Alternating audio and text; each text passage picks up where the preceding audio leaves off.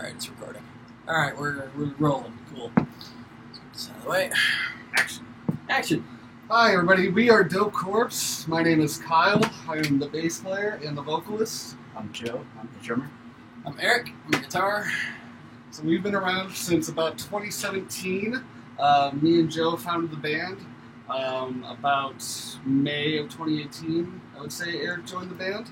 Yeah, it was about May, and then we had our first gig with the two of us in August. Yes. August 2018. We had a different drummer. We have a different drummer. He flicked out and left us. And then we got him back, so it's good. When did I join? You came back September this year for the show with Warbringer. So,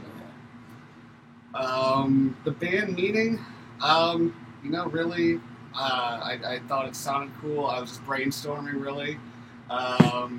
Dope Corpse, man. I was listening to Dope Lord that night, and I was like, Dope Lord, Dope Corpse, how about that? Yeah. Is that taken? Because every single name I think of is taken, and luckily it was not. So. No, that's cool. It's a fine name, and we sound exactly like what you would expect from a name like Dope Corpse. Yeah, and I think it gives a little bit, you know what you expect. You know what you're gonna get. Yeah, it's great. because- Nobody's disappointed. They love it. Exactly. Like a lot of the other stoner doom bands around have clean vocals, whereas we Right. do not. We do not. So when you hear Dope Corpse, you don't think, this band's probably gonna have like clean vocals. You know? It's No. you can expect the kind of black metal-ish kind of stuff that I do. Yeah. So that's just a little bit about us. About the Iron Shroom EP. So Iron Shroom we released in July of this year, first on Bandcamp, and then 100 physical copies, Yeah. followed by Spotify and YouTube releases as well. 3 tracks on it. The first 3 songs we really wrote, at least the ones we decided to keep. Anyways. Right. That one doesn't have the covers and stuff on it. No covers, all original. The lineup with that was me, Eric, our old drummer, and we just had a guitarist that left the band due to scheduling conflicts who was also on it. So we are continuing as a 3-piece from now. So it was about 20-25 minute EP, with all original heavy stuff. Yeah, seem to that's like it. and what's cool about that is that was mixed on my sofa. It was recorded on like a cheap Zoom 8-track, and I recorded it sitting on my sofa with some earbuds. It turned out to be the best way to mix that because he was complaining that he couldn't hear his bass when I did it with real headphones. So I had to bring him up in the mix and make him happy. It actually seemed to come out pretty good. I don't know. I don't know what I'm doing, and it doesn't sound terrible. I mean, it may not sound great, but it sounds terrible. It doesn't sound terrible. It is what it is for the DIY kind of ethos, right? We kind of pride ourselves on that whole DIY thing there. Yeah, I mean, we're sitting in Kyle's basement, and we recorded it here. I mean, it sounds like...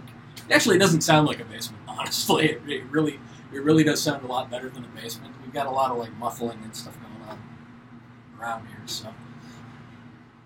Yeah, that's a little bit on Iron Shroom.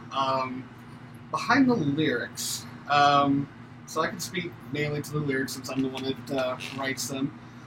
So my lyrics are a lot of fantasy-driven stuff. I read a lot of H.P. Lovecraft and a lot of Robert E. Howard stories, and pretty much take the stuff that I read and incorporate the fantasy aspect from those authors, and then just add random drug use into the stories, Except for Iron Shroom. Iron Shroom's a little bit of a mix, The name Iron Shroom, I did steal that from The Legend of Zelda. Right, but the song itself is not about Zelda. No, the song itself is drugs and fantasy and domination, world domination with the Iron Shroom kind of thing. And Weed Wizard is obviously, a wizard that that has weed, and Yep. he does a thing with the smoke, and, Yep. and you get it. Yep. You know what you're getting. And then the song "Witch" is just literally derivative of the Robert E. Howard story called "A Witch Has Been Born." So that one has the most lyrical content because I read that book, or that graphic novel, I should say, back and forth plenty of times. So that one obviously has the most lyrical content behind it. Going forward, probably going to be the same kind of thing, Well, we got some new stuff that's more fantasy, less more drugs. fantasy, less weed, and Right, because there's so many songs you can write about your mom, right? right. Then you run out. So that's a little bit about the lyrics. The cover art. So the cover art we actually got from a guy named Michael on musicartwork.com. Originally, my boss was going to design us some album art for it. That did not happen at all. No, go with professionals. Yeah. So, just scrolling through that website, and we knew we were going to call the EP Iron Shroom, and we saw that design, and we were like, holy shit, that fits so well. I asked him to purchase it. We purchased it, and got the logo on there, and then the title for Iron Shroom, and it's awesome. I love it. It couldn't have fit better with what we were going for. Yeah, that's perfect. Yeah, we all looked at it and were like, yeah, that's the one. That's the image. So, what do we got? Is it important for label deals these days? No, I don't think it's important at all to have label deals. I mean, at least at the level that we're at, just put your stuff on Bandcamp and be your own, See where it takes you. band manager and figure out where. I mean, it's not super hard to get gigs booked. You find the guy to call and you're like, look, I'll play whenever you need me to play, right? And you record your own stuff. You do what you can, and word gets around, and you'll be all right. It's all about networking. So Yeah. it's pretty much what it is. Like, if we were going to join a label, I'd prefer it to be like a smaller label. Oh, and we have to be a small label.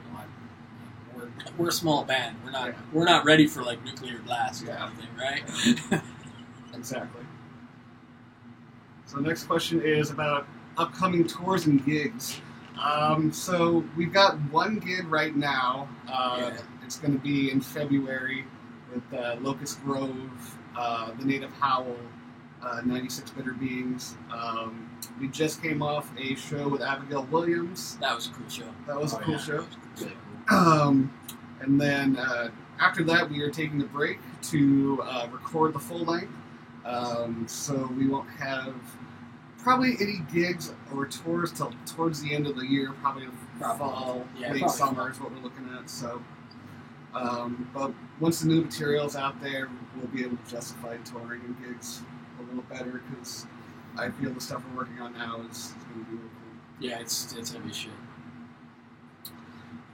So epic fail moments during live gigs.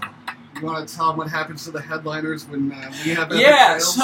so there's a thing that I've noticed is that if we have a terrible set, like we're just up there and like the monitor mix is bad and we can't hear each other and our timing is all wrong and we're goofing up, right? Then something bad happens to the headliner band. Like we had this show within the Company of Serpents, and like we had just started up together, and like our timing is terrible, and we're not playing like together. We're all playing the same song, it's just not together, right? And it was bad. And so then the headliner band comes up, and like they start their set, and the bassist's amp explodes. And then everybody's running around trying to get the bassist's equipment working again. And then the house monitors, like completely, the house amps just died. And they were down, it was like 30 minutes of just goofing around, trying to get them back online. And then they had a great show. But everybody was just standing around with their like thumbs in their asses, trying to figure out what's going on. And and we had this. And it happened again. Like if we were in the Abigail Williams show, they had the mains cut out right in the middle of the song, and to their credit, I mean they just played right through it like that. They did care. They were mad. They were so mad, but they just kept going, and then it came back online, and they were doing their thing, and it was great. Didn't skip a beat. Like total credit to those guys. They're really good at what they do. And then let's see. Well, we were the headline band one time, and we screwed our own setup because we didn't have our drum kit put together. Like his drum set was in like 1,000 pieces and took him 20 minutes to put it together. Just to clarify, not him. Not him. That was our previous drummer, and it wasn't entirely his fault. We had to pack his equipment up, and we're not drummers, so we don't know what level to tear things down. So we took it down too much, and then I don't know. It was a comedy of errors, and you learn and you try not to do it again. All right. So what else? You got any epic fails? You got that Denver show. I don't know if you want to talk about that. Not really. All right, let's not talk about that. All right, so recent heavy metal that impressed you a lot and why? Eric, you can take this one first. Oh, yeah, sure. There's a band out of Denver called Green Druid, and they released an album called Ash and Blood last year sometime. And the first song on there, Pale Blood Sky, has like the best modern lyric that I've ever heard. It's just super heavy. It's like, pray to gods that hate the living, tell the children good night, darkness comes when they get hungry. I freaking love it. It's just, and they are just in this slow, ponderous doom that like just crushes you with that. Every time that song comes on, I just like turn it up. And just, this is awesome. How about you, Joe? I'd have to say Sabaton's The Great War. Yeah. Really good, kind of outside the realm of what we do. I'd say, you like what you like, right? Yeah. But every time I see that band, they just put on such a good show and it just makes me want to, it kind of inspires me to do better as a drummer, I guess. And then I think my favorite would be Monolord just released Bastard Son back in September, which, the first time I listened to it, obviously blew me away. The Bastard Son track is amazing. And then I actually got to see them in Lawrence a couple months back it was at the Bottleneck. I was about to say Granada. It was not at Granada. I was at the Bottleneck, and they are so amazing live that, like, that album is like, an 8 or a 9 for me on the scale from 1 to 10. But they're so good live that when I listen to the album now, it just does not compare to seeing them in person.